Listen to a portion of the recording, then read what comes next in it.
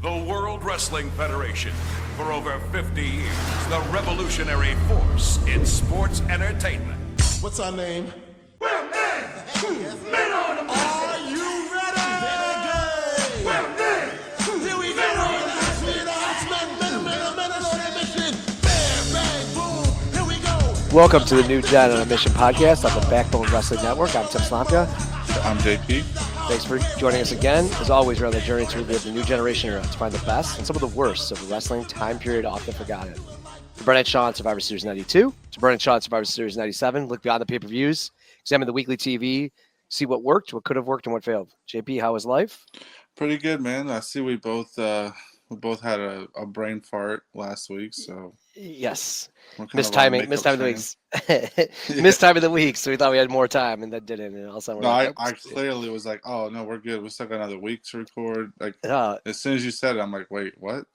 Yeah, it was like Monday. It was Monday night, and I was like, or Sunday night. I was just like, oh, going to bed. I'm like, wait, was I supposed to record today? No, next week. And then I'm like, let me check the calendar in the morning, and all of a sudden I was like, damn it. All right, so little brain fart. So we're back. It was normally we have good excuses. This is just dumbasses. Yeah. So shit happens, everything good. Yeah. Well, the holiday season, everything good, ready for we're recording this pre-holiday, and then this probably released post-holiday, but ready for the Christmas, New Year's time frame. Yeah, it's a hellish time of year. Yeah. Yes, it is. It is true, and luckily we don't have football to worry about, so that makes it easier. I know, right? They play on a Thursday, so they can only ruin one more of my Sundays for the year. That's true. So, all right, let's get on to some more positive news. WrestleMania, everyone's favorite, WrestleMania 11. So what could be more positive? So we'll start back on. So this is kind of the not final build, but really the big build. We're starting with March 6th, so we're under. WrestleMania is April 2nd, so we're under a month away. So we're really going to get kind of cooking. The card will be set as we talk through all these matches. So it's kind of here we're ready to go. On this this set here that we got, and we'll have a couple more Raws and a WrestleMania preview, and then we'll be at WrestleMania 11. So we're right on the corner. So this is a Raw taped back on February 20th. Again, this is the March 6th Raw, so not live. Why don't you get the first match? I feel like this has got Sid's involved, so I feel like it's got you all over it. Yeah, so I always like when Raws open with a hot match like this, especially on the first show of our set of watchings, because it kind of keeps me interested in it a little bit. So we open up with Bulldog versus Shawn Michaels. So Bulldog wins that Battle Royal. I guess he does get the match with Shawn, who won the Royal Rumble. I don't really know what the purpose is of it, but they're just pairing them together here. And I always like this style matchup, Bulldog being like the athletic big guy and Shawn the guy that can bump around good for him. So early in this match, Shawn bails kind of early, which I like as well. Being a big fan of the Memphis style, I like when the heel plays to the crowd and gets them worked up to kind of anticipate the babyface attacking or whatever. So good stuff early. Shawn's bumping all over the place. Then there's a spot where Bulldog goes over the top and hurts his knee, so that gets Shawn on offense, and he starts picking up a little bit. I feel like it was pretty good, pacing wise, back and forth. And Vince just starts fawning all over Shawn, even though he's a heel. So I think that was crazy. It's so weird to see Vince he's never really done that before. He's always been the heel's so despicable, and he's always, so against it. But with Shawn, he's just fawning all over him. I don't get it. Always, it's so weird. Yeah, Bulldog gets this huge comeback, gets the crowd into it. Shawn's flipping all over the place, flipping over the ring, and then Bulldog kind of gets dumped outside. Shawn distracts the ref, and Sid attacks him, throws him in. Sweet Chin Music for the win. So pretty solid match to open Raw. It's pretty good match actually, with Sid getting involved. I like seeing that. He played it really well. The distraction of the ref was well timed, so they did all that pretty good. It builds some sympathy for Bulldog. I wish it was leading to a singles run for him, but as we'll find out later in these tapings, that's not to be. It's pretty stupid what they do, but I feel like this could have been, a nice little program, but obviously it's not to be. Yeah, I thought they made Bulldog look awesome too on the par with the Shawn Michaels. They had fireworks for his entrance. Sid looks in great shape. No shirt, oiled up, of course, even though he's only a bodyguard. So he looks ready to go. I wonder if he's like fighting in the house show matches at the time. Like, Right. I didn't look it up, but he just looks ready to go. Shawn kind of wins cleanly here, even though there was a lot of interference throughout the match. Like, he hits a super kick and wins. We really haven't seen the super kick be the super move, have we? Like, it's kind of been more of a twice. Yeah, but it's not been like a dominant move, right? Like, No. it's not at the level it is. It's not the level like pedigree is, right? Like, it's kind of like, oh yeah, you can hit him, but it's not the knockout punch. So, right. He does kind of win clean on that. Sid looked great, like you said, on the outside. There was a lot of Memphis stalling. It was an 18-minute match, so it took up a lot of time, a couple of commercial breaks. Mm-hmm. But I think it really elevated Bulldog as well. Like you said, man, it feels like he could go for a singles run, and instead they're going to waste him for a couple months, just given where that team goes. Like, I don't remember them winning the titles. Maybe they do win the tag titles, but I don't even know if they do. So. I don't even know if they. Yeah, so pretty much a bum way of them coming. So. Well, I think like imagine like Bulldog versus Jarrett for the IC title, like in the summer or something like that. Could have been such a good program. Yeah, right. Yeah, exactly. Yeah, he's definitely a wasted time, and we see when he gets to at the end of the year, he has some struggles with Diesel, but that might have been Diesel on his way out. Exactly. We do get the big announcement that then we get the WrestleMania press conference, so that LT and Bam Bam is signed. Really cool. Highlights of the press conference. They show this throughout the kind of the weekend for this Raw and the Superstars, but I like that they, it's not only LT and Bam Bam they present at the press conference. They also present Diesel and Shawn Michaels. They got Sid even in his suit, so they're trying to elevate it. Like, hey, there's other stuff happening, and they kind of pick the right people out there. Diesel looks, like we've kind of talked about, kind of looks like he could be cool. You got Shawn Michaels and Sid looking good, so they're definitely trying to promote this as, not just a one match show, which, good on them. It looked pretty good. I don't know how many of that was actual media, but I'm guessing it was a lot. Like, I'm sure it got picked up by ESPN. I remember. Yeah, I would. So it was a pretty some of that. Yeah, definitely. So it got good coverage. So it's trying to what they do. It's just the show doesn't deliver like it needs to for it to elevate the WWF. So, good. Can't remember there. And then we the only thing I saw that got mentioned on the promo as well is that Fishbone's going to sing "America the Beautiful." I've never heard of Fishbone, and I know Fishbone won't be there, so I'll see if I can find some inside scoop of why they are left off the card. We get Mr. Bob Backlund out for a quick squash, a guy we haven't seen a lot of. During the match, Vince mentions that randomly there's going to be an I Quit match. So, like, randomly, like, saying, like, oh, this is signed and delivered is kind of weird. Like, there's been no feud between the two. Right now, Bret Hart's with Yakushi and King, which we'll see later. Yeah, which we'll see later. And then he also mentions Bundy versus Taker. So really kind of anticlimactic. Like, it almost shows how boring Bob Backlund matches are, that they're like just throwing away, things that normally Todd's really good at, right? And it just shows you they kind of have nothing with Backlund. And then they show a really cool package, I thought, with Bret Hart versus King. So next week they're going to fight live, and they really showed like the 2-year buildup of this feud, which again just feels like this should be the main event not main event of WrestleMania, but this should be the match for Bret Hart at WrestleMania. I say main event because any Bret Hart match is a main event, obviously, in both of our eyes. So, but I feel like they should have like done King and Bret at WrestleMania, not Backlund. So I thought a cool package, but again, just kind of like a letdown of like what Mania should have been.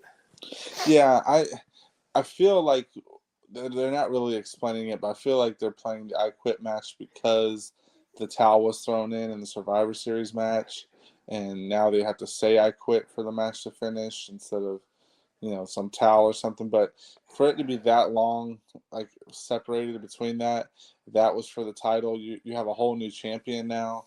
I feel like they should just put that feud to bed. Like, if the Bret and Owen feud could be put aside for now, then so should the Backlund feud. Like, they definitely should have pivoted to Lawler. Lawler is more interesting. Give him a Mania match so he doesn't get one until like 2011 or whatever it is. Oh yeah, that's right. With Michael Cole. Oh yeah, that shouldn't even count. Right, and, either. and this is when he could still go like a decent amount at least. And it's a legit, been, and it's a legit feud. Like right. that was a very good promo that they Right, did. Lawler's the one that fuels like all this. Lawler's the one that fuels the Owen feud, the Backlund feud, like all this stuff. The Hakushi feud now. It really should have been a blow off match between those two, or at least some kind of gimmick match or something. But then to close out the show, we get. I didn't even do this on purpose, but it feels like it did. Duke Droese versus Timothy Well. And I just put this is very interesting. Duke Droese with, I guess Timothy Well is a jobber to the stars now. A singles guy too. Yeah, it's weird, very weird matchup here. Duke gets the win, and he finds a $100 bill in the trash can, which is really weird. I don't know what's going on with that. I don't know if it's a DiBiase thing. I didn't really connect that, but yeah, very weird match to end. Especially an episode of Raw. Well, I put crowd is silent for this, which they were. Right. Kind of like this. He finds the $100 bill and then keeps it for himself. Like I thought, shouldn't he give that to kids? Like, and the same thing. I assume this is for $1 Million Man, Right. but I'm not certain on Like that. recruiting But or something. Yeah. that feels like that, but it's so random. And even Steven Dunn, like they were supposed to do this cool. Well, I put like if this would have been Attitude Era would have been like so much better, but instead it's like this lame Irish lip to like trip him over the garbage can. Like it's so lame and contracted, like it's so bad, and it's just so stupid. Like Steven Dunn looks like such a bum. So Right. it was quite a rough end to this Raw. Yeah. It really felt like they ran out of matches because it's the end of the taping, and then two, like I wonder if they dropped some stuff because it feels like they spent a lot of time on that press conference. So fine on that, but like, dude, I can't even imagine if they drop other matches, like how bad those other ones would. These are the keepers because this is a pretty rough ending. So Exactly. all right, should we move on to Superstars then? Yes, sir. All right, we are. This is March 13th on Superstars, so this is going to be taped back on not too. Sorry, wait, do I get the right? 311. I'm out of order. Sorry. Can you start it off? Sorry, I got to. Yeah. Sorry. Yeah. So we're on the March 11th edition of Superstars. Starts out with Jim Cornette in the ring introducing Mantar. So it's like it's so weird. This gimmick's so stupid, but the character is actually pretty good. Like if he would just switch to something a little less corny name wise or presentation wise, I think they could have had something here.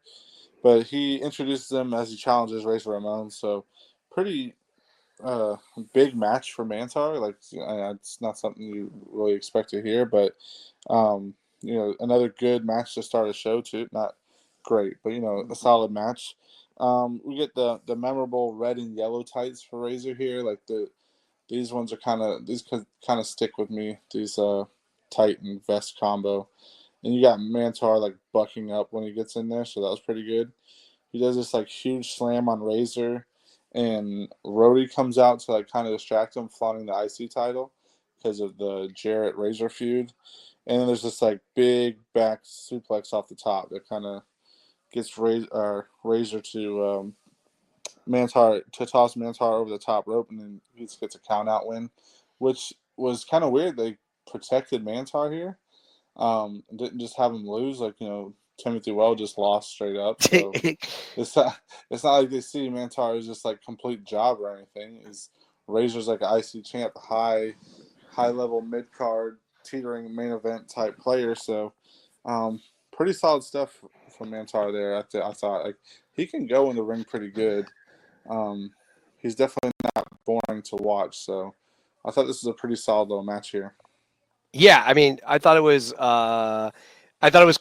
Cornette announcing that the Double J was gonna fight Razor at Mania, but then like Cornette's like, "Hey, I don't think Razor's even gonna make it to Mania because of how big Bantar is." So I thought they're like selling him pretty well. Like I thought that was pretty well done by Jim Cornette, like really putting over, "Hey, Mantar's a guy not to be messed with."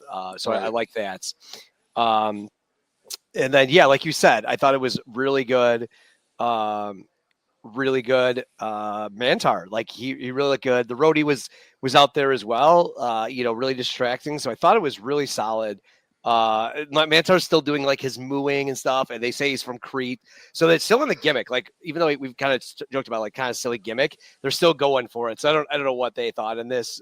Just again, this is kind of this era is kind of really big on this. So like you said, I think they could have toned down the gimmick a little bit. And maybe make this guy good. We'll see how long he lasts. Like if this is kind of his high points, but Right. I thought it was really solid. So Well, it's like, what else do you want him to do with that character? Like he's playing it to as far as it can go. Like, yeah, they always say, "Oh, you should take it and run with it, no matter how bad it is." And yeah, he's doing that. So it's like, what else do you want him to do? I don't know what else he could do. yeah. Then we get a vignette for John Pierre Lafitte, saying that he was a Quebecer, but he's going back to 1815. Talks about the swamps, New Orleans. He talks about how he wants his gold. Pretty cool. Like the first time they brought really up like a guy, Yeah. that's saying, "Hey, I used to be in here. I was someone different. Now I'm coming into my my ancestry." So I thought it was really cool. Yeah, I liked it. Promo. It was different. It was cut differently too. It was kind of like not your classic. Like it was cut. Filmed differently, so something different. We get my boy Doink out next with Dink. Huge pop for Doink. So again, this is the time where I don't mind Doink. Like pretty good match. Okay, like kill the crowd down. Like let Doink come out there, get the crowd into it. Lawler of course makes fun of the fat. Well, I shouldn't say fat, but of the ring car girl for kind of not being the best looking and maybe being a little overweight. Again, like this is what I don't say what Lawler does best, but like he's just such a jerk. Like you want to see him get kicked out is why it's so shameful that they don't let Bret take him out and just kind of ruin him. So and then we get our boy Ken Raper again with Bob Backlund again, really putting over the chicken wing, which I liked. And they also they tried to do this. I don't even know if it was for real, but they tried doing the Opie chants.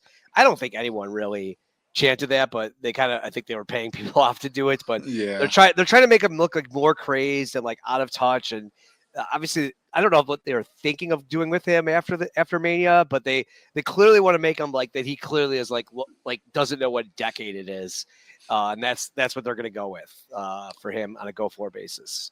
Yeah, I like that. If he went full bore and was like changing the way like the say he like changed the way people came out like with no music, or he changed like the style that people worked and stuff, like he went full into it. So I do like that he's kind of unhinged, like you said. Still thinks it's the 80s.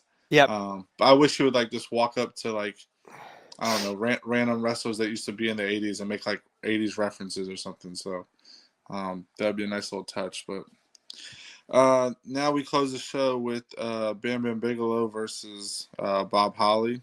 They got the corporation with them, so that's like the highlight here.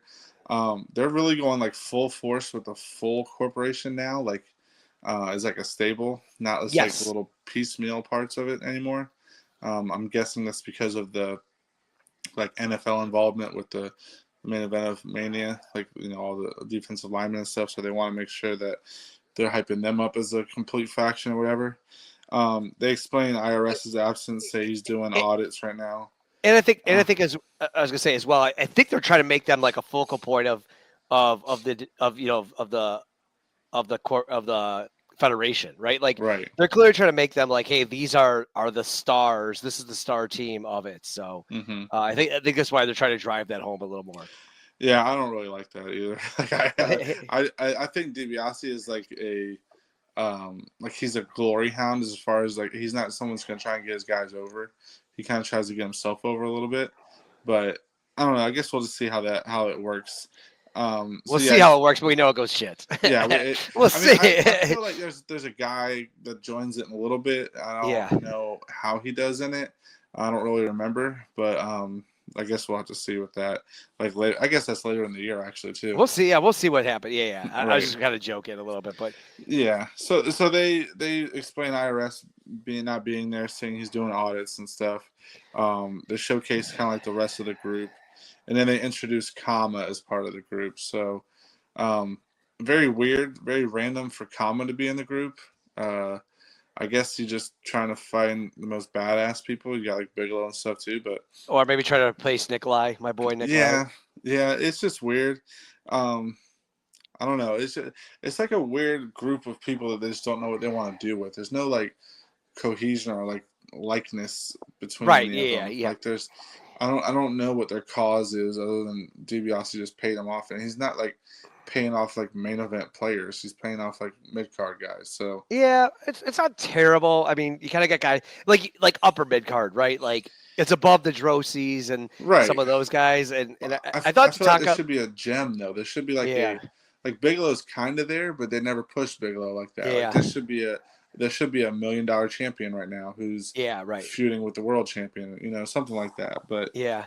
um, But Bunday's a guy that had been in the main event. Yeah, it's not terrible. I thought also Tatanka got a big pop when he gets introduced. mhm. Like I still think people don't realize he's a heel, right? Like he definitely got a cheer for when he got announced, and I think that's only because some people don't understand that he turned face or heel. Yeah, And then I did for comedy. Did say he bought his services and spared no right. expense. So they're trying to put over that like, hey, this guy was a marquee guy. It's just he hasn't beat anyone. So it's a thing we've run into a lot of like, okay, these guys are nobodies. So But what if they would have taken Luger instead of Tatanka, made him the focal yes, point oh, of big time, yeah, you know what I mean? yeah, And he could be like this main event player as a heel, which if you look back in like 89, 90 NWA, he's great as a heel, world champion. So I just feel like that could have been like a move, and you just have your marquee piece there, I guess. But it's different. I digress. So as far as the match goes, they get Holly on offense early. He even gets like a dive to the outside, then back to the inside. So Bigelow's another guy, kind of like Bulldog, who can match well with the smaller athletic guys. So pretty good stuff here, back and forth. Bigelow reverses a back suplex later on in the match for the win. So not like a dominant win for him. So they kind of save Holly a little bit there too. I thought this was a decent match to close out the show. Nothing crazy. There's a match we didn't watch it, but there's a match between Bigelow and 1-2-3 Kid from Action Zone in January that is phenomenal. Like it's the perfect. who is that? Bigelow and Action- 1-2-3 Kid. Oh, really? Yeah. No So way. so I because I was looking through. I've been watching. I have these like '90s yearbooks back Okay. in the tape trading days, and I've been watching '95 just to kind of get a vibe of everything else. And that match popped up, and I forgot all about that match. And I'm like, geez, that match is so good. It's the perfect. And it's Kid again, right? Yeah, It's and just it's it so plays annoying. off of Yeah. it plays off of Bigelow hyping him up after they lost the tag match too. So it's great storytelling along with the match. But this is kind of like a lot lesser version of that. Holly's definitely not on the level of 1-2-3 Kid, so you're not going to get the same type of match. But Bigelow is. I think Bigelow's. I don't even feel like weird saying this anymore. I think he's the best part of the show right now. Like as far as Oh in yeah, yeah, ring yes. and Yep. promos go, I feel like he's just been killing it, and I definitely didn't see that coming. So Well, it's probably a reason why we don't think about it, but that's probably why he got picked for the main events for this. It seems a little weird, like Bam Bam. He doesn't look like a mainstream guy, but there's hmm probably a reason he was done it. Like, hey, we probably only got LT to come out once or twice, right? Like he's yet to show up in a Raw or anything, right? So like when they did the contract with LT, they had to probably have limited availability, and so had to have someone carry it, right? And Bam Bam right, has been carrying it, right? Like if you think about it, the feud is it's kind of like I was listening to our pod the other day of Piper versus Lawler for King of the Ring. It's like Lawler had to do that whole thing because Piper never showed up. It's kind of similar right, here with Bam Bam, right. right? Like he has to carry this feud, and he's done amazing with it. Yeah, and you have to have somebody that's like tough enough to make it believable versus a Yeah, Hall of Fame defensive end from the NFL. Like you can't have Shawn Michaels in this match, right? Like right. Yeah. the public looks at that and says, "Oh, he'll just eat him alive." Like this Well, this actually and Shawn been such a dick with the bumping too. right, right. Right. So yeah, this if you see this and you're a non-fan, you see a big 350-pound guy with tattoos on his head and everything, like, oh shit, like this could be something. It's a freak show type of match as well. So I think they did an excellent job picking Bigelow to do it. Yep. Yeah, I thought it was a good match. Again, it feels weird they like barely beat some. It's kind of strong, but like that's just not the era we're in, right? Like you would Right. think it's just like, hey, they both had fight. Like the heel doesn't win over super tough on a name guys, so that's kind of it. It just is the era, so you got to kind of like live with it at the time. Like it's not like, oh man, they think anything less of Bam Bam. Right. So we get Raw next. We get a Raw live taping. This is out in California. So something I was reading on the Observer was interesting was that they had mostly been staying in the Northeast, and they've been talking about venturing out of the Northeast and kind of moving to other places because they felt like the Raws were getting stale and the crowds weren't big. So here's one out of California. So they're going to give this a try. This is live on March 13th. We get Vince saying randomly that the Bob Holly 1-2-3 kid are stuck in a storm, and so now we're going to get the Head Shrinkers versus the Blue Brothers, which no one cares about. Right. I don't know why we had to switch this off, why we even had to announce that. So Right. really, really weird. A couple things I noticed was the refs' jerseys are now striped, like NFL referees, where they got NBA referees, right? They're no longer the bow ties.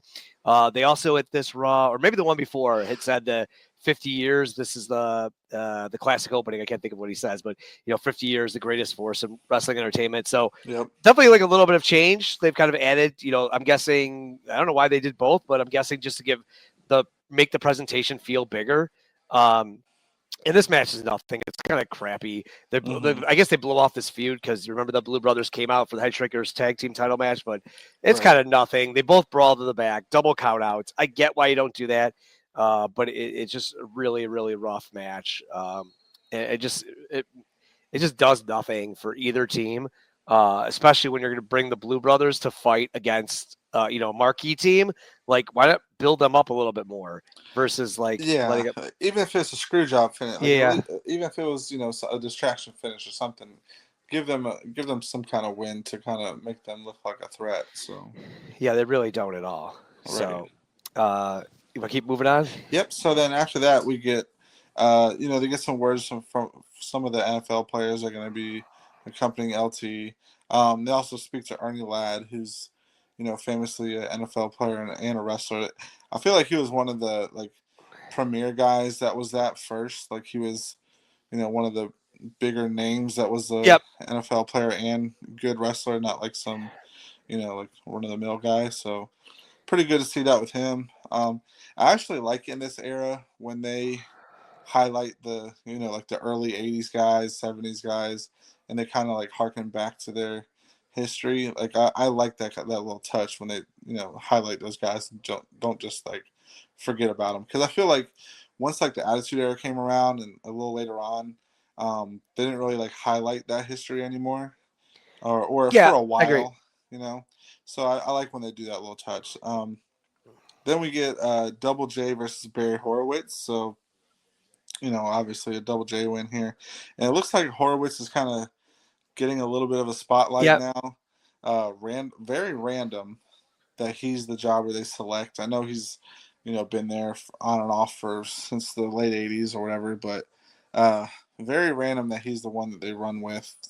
And we'll see an angle later on in the year with him. And then we get a long Mania report. Can I just add a couple things for that? They also talk how Mongo is going to be there next week. Well, I also said, what about Pepe? Most importantly, right. They also on the $1 Million team. They have a $1 Million team interview, and of course, Kama's in there. I had watched this first, so that's why I was like, where the hell did Kama come from? But okay, they did announce him as superstar. So that was my notes. Was like, why is he there? But then they don't even include Nikolai, so it's like Nikolai they don't want to spend any money on. And then in the Barry Horowitz match, he does a pre-match promo, which we've never seen from a jobber, and definitely not on Raw. So I think they're trying to make him look good. The crowd was kind of silent for it because I thought they fought too big of they were trying to make Horowitz seem on par with Double J, and they kept bringing it up Vince again. I hate him; he's too over the top. But they try to do it with wrestling, which the crowd doesn't know who this guy is. It's you got to kind of do 1-2-3 kid works so well because he could hit high flying moves, and Horowitz are trying to make him a grappler, and it just the crowd doesn't know to oh, he really flipped him over.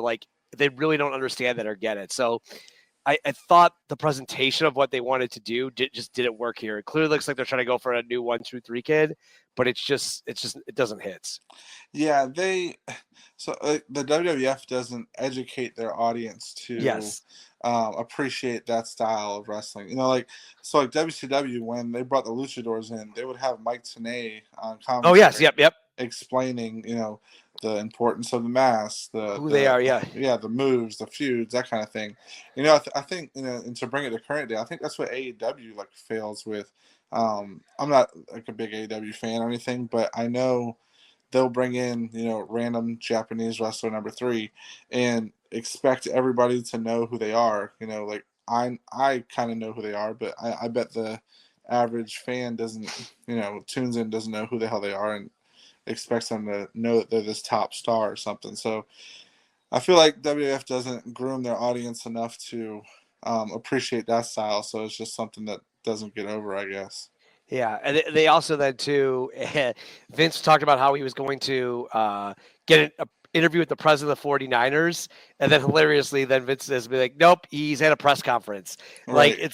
this is a live show, so I don't know if they were just trying to make them seem cool, but it's like either they just like it's sloppy, or Vince has to be fuming that he got turned down like with a guaranteed interview. So I thought that was Yeah. pretty funny. Oh, he's fuming. Yeah. Oh yeah. That had to kill him. You want to go? You started going the WrestleMania report. You want to do that? Yeah. Okay. Yeah. So then there's like this long Mania report. I didn't take too many notes from it, but it is the good stuff. Like it is the starting to name the matches. They are starting to press hard for Mania now. So it does feel like, I know Mania 11 is probably one of the worst, if not the worst Mania of all time, but at least the feeling is starting to come around that it's Mania season with this report. Yeah, they got a good salt and pepper promo they did where they were like a studio talking about Bam Bam and LT. I thought that was really well done. They got Pam with Shawn Michaels, which I thought was Right. really good. We kind of got some of these matches built up. Taker Bundy, Brett Backlund with I Quits. They might mention the tag team match. I don't know if we've said that yet, but Smoking Guns versus Owen and a mystery partner. So I thought that was good. Yep, we didn't mention that yet. You're right. Yeah. And then they show highlights of the Smoking Guns versus Men on a Mission that happened on the weekend. Turn. The heel turn. Yeah. So they had a match on Action Zone, right? Or was it Challenge? I think it was Challenge. Yeah. Okay. Challenge. But the crowd, the Men on the Mission get a 3 count, and the crowd goes nuts for it. I thought this probably was the right move to do. Right. The way the crowd reacted, because no one cares about the Smoking Guns. But the ref said, I forget if his foot was under the ropes, but basically was a real win. After the match, we get a beatdown by then the Smoking Guns end up winning off the terrible move, which I hate, is like Mo does a crossbody and they slowly roll through it. It's like the worst roll through ever. Yeah. For a 3 counts. After the match, then Mission beat down the Guns. I mean, like beat them down. I really like this. Mabel, it's like a super smash. You could hear the crowd oohing and eyeing as he jumps on him. I thought this was really well done as a segment. As far as the crowd bit on the change, and then you kind of have them flipping heels. I don't know why we're going heel with them, so we'll see with this, but it just shows how much better Men on a Mission are and Wasted versus the lame ass Smoking Guns. That's a good call. And then we get sorry, what did I get? Then they also announced the Blue Brothers will fight Allied Powers, which is really, really rough. I'm gonna give you the last match, but out of nowhere, the Allied Powers, which is Bulldog and Lex Luger, teaming together to fight the Blue Brothers. Again, we just had the Blue Brothers fighting Head Shrinkers. Like, why all of a sudden did the Luger jump the queue for that match? So it's just really, really odd. So tag team division, like there's a lot of teams, it feels like, but like nowhere to tell where everyone kind of stands. It feels kind of weird because you even got Owen jumping in with this mystery partner. Like it just feels really weird in the tag team division. Like who's at what level and who are they trying to push and why? I really can't figure it out right now. So yeah, it's more quantity over quality. Yeah, right. So I don't think it's too terrible. I think there's some okay I mean, I think we've always loved Men on a Mission. I think Owen and his partner is going to be good. I think the Blue Brothers have looked okay. The Headshrinkers are okay. I mean, those aren't all bad. And LA Powers look good. They're just in weird places, you know. I think my problem is that yes, they're good teams, but they're not producing anything like as far as a feud or a great tag match right now. Like there's no good tag match unless it's a combined Diesel and Shawn or something like that, you know. Yeah, I feel like in '96 we get to like the like our best teams, the Godwins, and the other ones are like the Blue Brothers, and like where we're really at the dreads of tag team. I feel like this feels like there's a lot of teams. They just don't have the right team. It feels like the wrong teams going against each other. Yeah, it's just, true. Just my opinion. So why don't you get the last match? So this is two years of build up for you to get this one. Oh yeah, this is like two of my top 3 favorite wrestlers of all time here. So like this, Bret Hart versus Lawler. This is like a salvation match for me. And my first note is, man, this should be a Mania match. This is just a feud that keeps on giving. Like Lawler comes out and he's got Bull Nakano at ringside playing into the whole Bret Hart is a racist thing. Yep. He's got Hakushi and Shinja come out. So like right here, they could have packaged this whole deal as like the new King's Court or whatever you want to have it, and have this as a little stable. They all could have come out at Mania. You know, it could have been a whole big production. Lawler could have come out with the Japanese flag draped around him or something like this. Just what could have been. Like it kills me. I hate that. So yeah, you got Nakano, Hakushi, and Shinja out of ringside. And in my notes, I have this could have been Lawler Doink 2.0. Like they could have done, you know, Lawler and Hakushi involved somehow in Mania. But great stuff here with these two. Like it's not even like great technical wrestling or anything. It's just like great storytelling in the ring. Just the way they go back and forth with each other. Nakano gets involved eventually and grabs Bret's leg, which was awesome. Like first grabs his hair and then grabs his leg, and creates like this count out finish, which is so like organic. Like it's not the usual, hey, distract the ref, I'll grab your leg. It's like the way she's positioned kind of under the ring and grabs his leg. It's just such good stuff. Like I feel like it just pisses me off that this match is not a Mania match or like some kind of spotlight match. I know we'll get more of it, you know, in the summer and stuff like that, or which is okay. You don't have to do the blow off at Mania. I know you kind of want to, but you don't have to officially because it's been a long feud. As long as you make the ending good, maybe that's what they were worried about. I don't know, but then like the Backlund thing is just so crappy. At the end of the day, it's like why?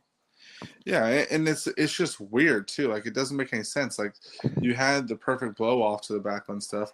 Owen's already worried about the tag division, so he like Owen was the reason Backlund's involved with Bret. He doesn't care anymore. Like why are you pushing Backlund still? So yeah, you can always stretch out the Lawler thing as well, right? Like you could always not have it clean at Mania, right? Like maybe it should have been a good idea to clean and then and go, you know, move, but not say Bret has to move on, but just kind of like say like Lawler's like, hey, I'm gonna bring in recruits, right? And he kind of does that. Like that one might have been a good idea after it's. I just feel like the feud is so good. Like anytime these two are on camera together, the chemistry is so good, and you know, in ring is so good. So. A good fin. I like the creative side of this finish. I like that Bull Nakano's involved. Like, you know, you bring this like talented wrestler over, you know, use them. So I like that they're doing that. Same with Hakushi. I just wish it could have went a little further as well. So, and then we do get towards the end. They got Jeff Jarrett comes down, and he's saying he's going to grant Barry Horowitz a IC title shot. I don't know based off of what. Like he even pulls out the contract. Horowitz goes to sign it, and Backlund attacks Horowitz and signs the paper. So now he's going to get the title match. So I like where they got to with Backlund attacking and signing it. I just don't like why they got it doesn't make any sense for him to sign Horowitz as a title match. It does. That's just weird. So, but it was a nice little segment to end the show. Yeah, I thought it was cool. It's just like Backlund, we try to make him face. It makes no sense. Right. And again, like that legally, I could verify with my wife, but I'm pretty sure legally that's not how contracts work. It's not binding contract. It's not a binding contract. You're not a party to it, but oh well, it's WWE, so we'll give it to it. Right.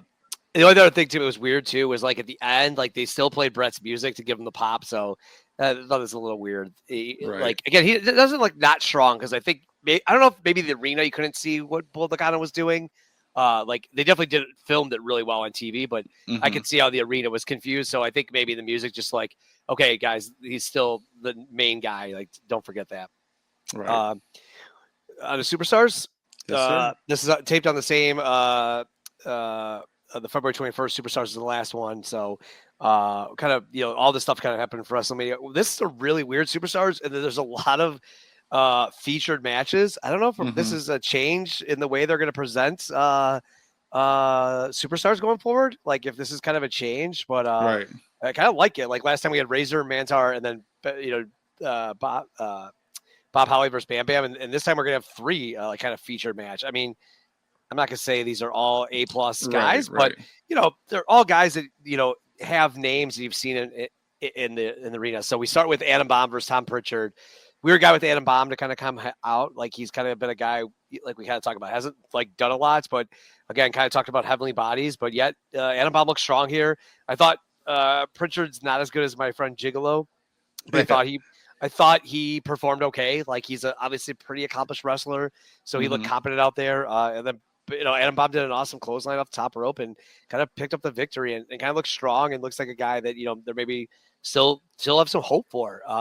And I think he gets a good pop. His pyro looks awesome. I think it's a guy that I think we talk about is just wasted in his role, but.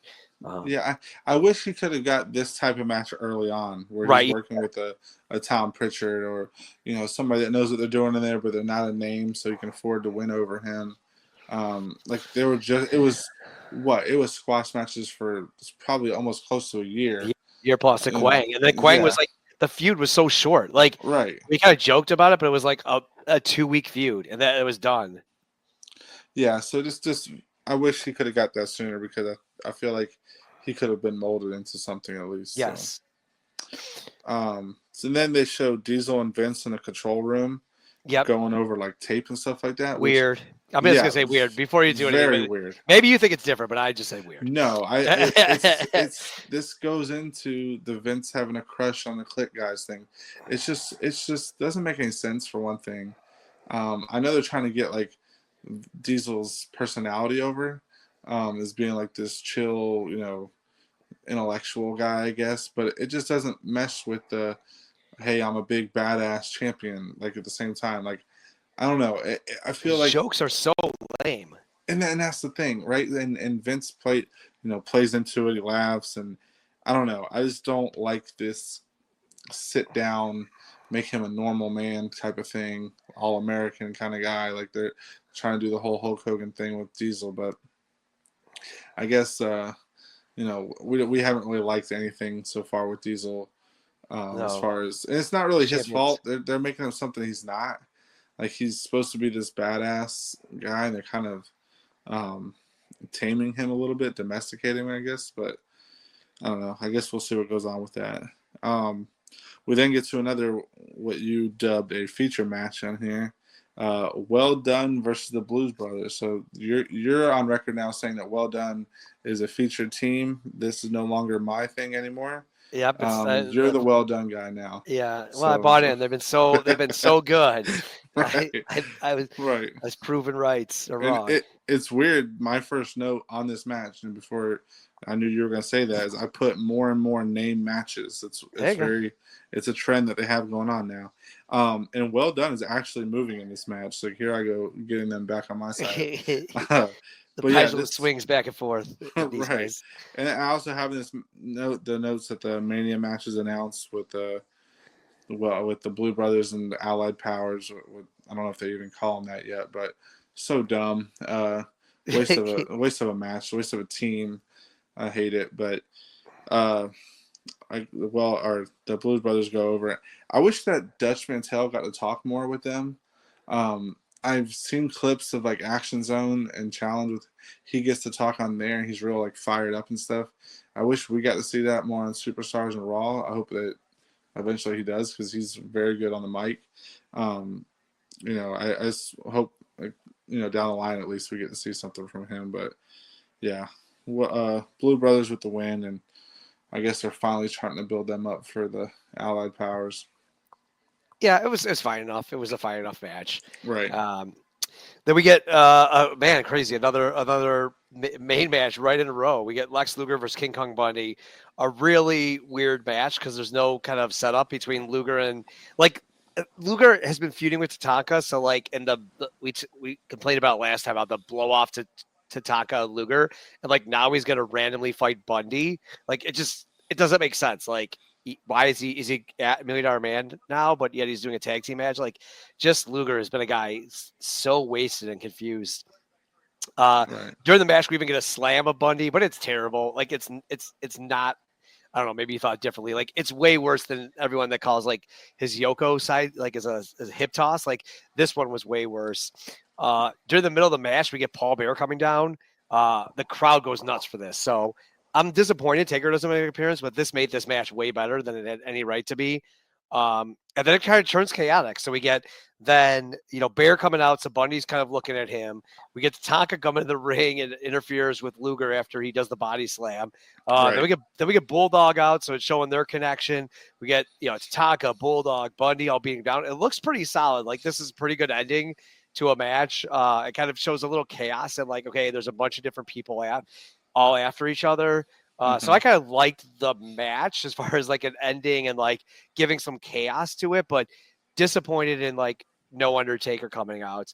Disappointed in like the fact that like Luger's just randomly taking on Bundy. I thought there was for a match this big, there should have been more of a storyline. And again, I'm still waiting for the Tatanka Luger feud because it seems like it's back up, even though they said last time that's the final match. So we'll see where this goes. We'll see. And with this, I think they should have done Allied Powers versus Tatanka and Bundy or something and have Taker fight somebody else. Yep.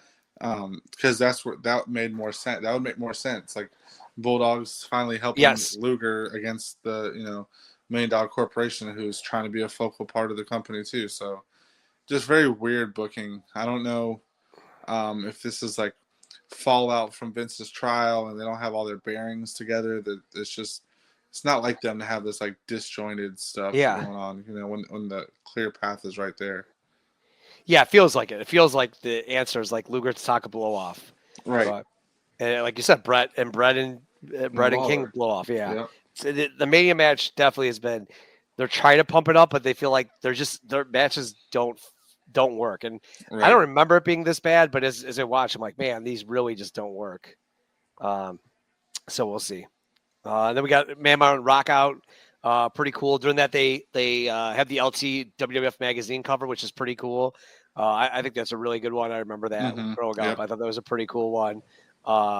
Looking at it definitely makes the WWF look big, right? Like they're probably, if you're like looking at, magazines are so different now than they were back then. But you're going down the aisle and you see, LT, like it's gonna pop your eye if you're a sports fan. So really good get for them to have them on the front cover of the magazine. So I thought something to bring up. And you get our last match then to close us out? Then we get a Kama Squash to end the show. So focusing on the highlighted newest member of the $1 Million Corporation, I guess is a nice touch to, with him being the new signing and all, kind of close the show out with him. So yeah, it does have like $1 Million Man feels a lot of part of the show, right? Like he's in a whole bunch of different feuds and stuff. So I do kind of like that. Like they're kind of making it, hey, $1 Million Man's a focal point of the Federation, right? So I do kind of like this. The fact that he's got multiple people in multiple spots, kind of like the Heenan family a little bit, right? Like Heenan would come out, he's coming 2 or 3 times in a show or a WrestleMania, stuff like that. So I do kind of like that aspect. Except Heenan was good, but yeah. Yeah. It doesn't like $1 Million Man doesn't feel terrible yet. I mean, his stable kind of feels. They don't feel terrible yet, but I think we just like with hindsight look back and like they literally are such by the end just bums and they never win anything. And I think that's what it is. They're so disjointed. Yeah, they're like so disjointed by the end. Like it's like kind of funny. Like they're kind of like winning stuff now, but by the summer, like the corporation flips. Like it's not like they don't have the staying power. Where Heenan's family felt like Andre was in it for like 10 years, and here, that's the thing. They had they had the key. They had the focal point was Andre, right? They had another guy like Rick Rude or something that was like a big time player going for the belt kind of guy. Yeah. The $1 Million Corporation doesn't have that right now, so. Very true. All right, should we move on to awards or anything else that we missed on the? We're good. Let's go. All right, so 2 awards. We got most new gen outfits. The only one I remember mentioning was the Razor red and yellow, so I think I'm gonna have to go with that. I felt like we didn't. Todd. I had it in notes. Todd's mullet right now is out of control. Like I don't remember it ever being this long. Like it. Yeah. I always kind of remember short hair Todd. This thing is like flowing out the end. So I know it's not an outfit, but I had it in my notes. I just forgot to mention it. I think I have to. Most new gen performer. Man. I'm going to go, this is a little out of left field. I'm going to go with Men on a Mission for their heel turn. Yeah, good. I almost want to watch that match, but I don't want to watch the Smoking Guns. Like, I just want to see the heel turn. Like, I just want to skip, to the heel turn. Like, them almost win the title. Yeah. Them almost win the title, and then the heel turn. That's a good one. I'm trying to think of anyone. I feel like Bam Bam. There's a lot of good stuff here. I'm trying to think of, most new gen. I'll go Bam Bam. I thought, like you said, he's kind of carrying it. I thought it looked good versus Bob Holly. Everything there. The worst match or segments? Worst match. Nothing was really offensive. Oh, this is. That Head Shrinkers Blue Brothers match kind of sucked, and it didn't really do anything. So I'm gonna go with that. Yeah, that's a good one, and because it could have been Bob Holly. Well, maybe not Bob Holly as much, but 1, 2, 3 kids should have been in there. So whatever reason they missed it, it's kind of lame. I kind of want to go Backlund, just because in his actual match, because they thought there was no heat for him, and then the fact that he's kind of in the Mania match where it doesn't belong. I know that's maybe not his fault, but he's the guy stock way down on. So. Right. Best match or segment. There's a lot here that I thought was good. I mean, I'm very biased, so I'm going to go with the Bret Lawler match. 2 of my favorite guys, and then the way the match ended, I thought was very unique. So I'm going to go with that. Yeah, I know we usually don't like going the same. I'm going to have to go the same, even though Bulldog Shawn was very good. I thought Razor Mantar was shockingly good. Yeah. I thought they looked to make good. I thought the ending of Luger Bundy was really good. So I there's a lot of good stuff on this. A lot of guys stepped up too, so I thought it was good. Stock up. I'm actually going to go with Mantar. I feel like he held his own in a match with Razor, got presented pretty well with Cornette, and it stuck out as pretty good. So I'm going to go with him. That's a good one. I'm trying to see. Try to see if there's someone else. I want to give someone else because that's a good one. I got with Duke Drosy, kind of beating your boy. I guess my boy Stephen Dunn. I thought maybe if we'll see if that corporation goes anything. But I thought that looked for a end of the Raw segment. I thought that was pretty decent. It made it kind of look big. It's funny. I look at stock up from 2 weeks ago, and I had the guns on there. Like, what was I thinking? I might have to re-listen to that. Episode 80. Let's we're gonna redo it because something happened on the eggnog. Yeah, I don't know what happened. I stock up or Smoking Guns. He went stock down. Gotta go Diesel here. He was terrible. Lame duck run as a champion, being overshadowed by an outsider and Bigelow, who was down the card. He just doesn't. He's lame. Like a lot of his stuff is lame. He's not wrestling. Hopefully he can turn it around because I like Kevin Nash, but it just being honest, it just really sucks right now. You keep telling me he's good, but I like him. I like him as a person. I like listening to his podcast. I like his personality, but as a wrestler right now. Yeah, even nostalgia can't save it for me. I'm really big on nostalgia, and I'll let that overshadow certain things, but it's just been really bad. It's not working. Yeah, right. It sucks. I'm gonna go Undertaker. Again, he's a guy that we's missing all the time. Nowhere to be found. He took half of '94 off.